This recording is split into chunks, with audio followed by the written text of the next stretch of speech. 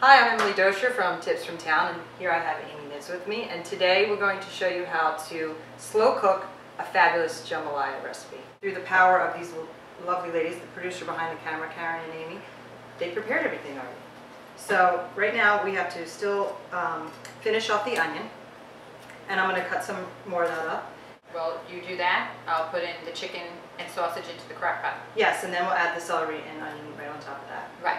And we have 1.5 pounds of dark meat chicken thighs that we had the butcher cut up for us, which you can ask, boneless, skinless. We have 8 ounces of chorizo sausage cut up that we're going to add to the pot as well. And you can tweak the recipe. I mean, you can use whatever it calls for. I forget. I think 4 ounces. Amy and Karen decided, let's put the 8 ounces. We like sausage. Yeah.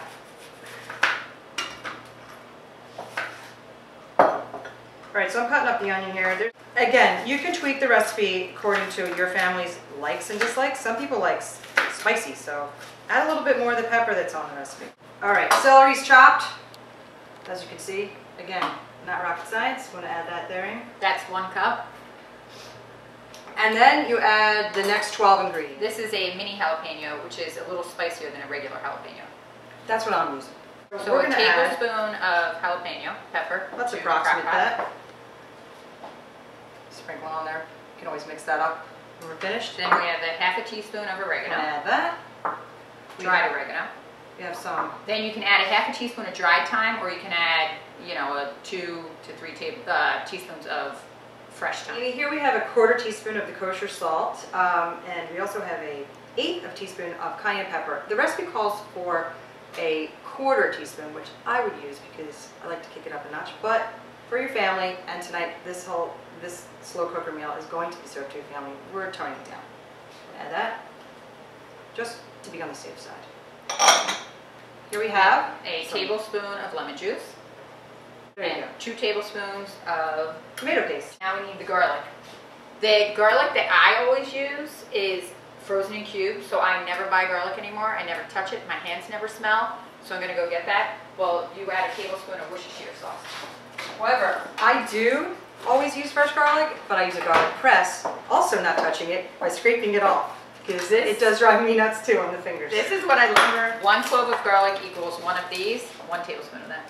And so we just pump 3 of these frozen cubes in, and I use this for every recipe. You can buy this at your local grocery store. I get it at Trader Joe's, King's.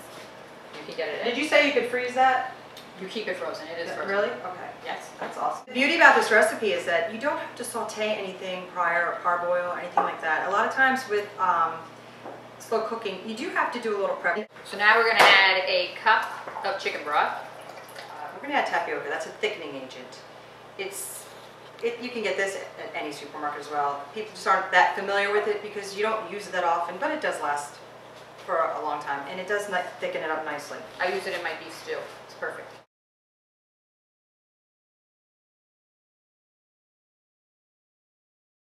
Amy, we have 30 minutes left till our meal's done, and we have some other things to do, and we hardly put a dent in this wine. And let me tell you about the wine. Our producer's husband is a wine connoisseur, and we asked him to pick out a wine that would go with our dish. So any Sauvignon Blanc, because it has acidity, would go great with a spicy dish. So this is not more than $15, and you can also serve a Viognier. Come on, Karen, help us out. Viognier would be another good choice. And a Viognier would also be another good choice. I think any table weight under 20. But that's me. All right, let's move over, and a half hour before our meal is finished, we have to add the frozen shrimp, which we buy. You can buy it at any grocery store, peeled clean with the tail off. You add 8 ounces of the shrimp. You can always add a little more if you like. Tail off for Right. every meal. Every meal, tail off. Come on.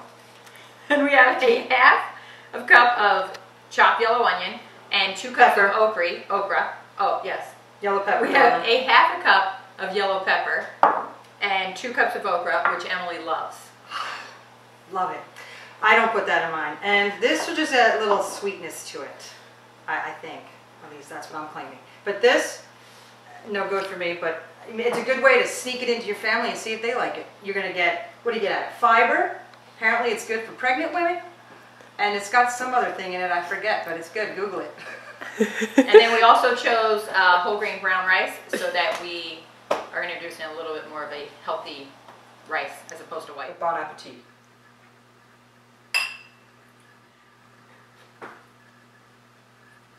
It's really good.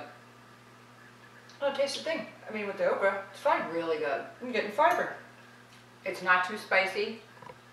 Not spicy enough for me.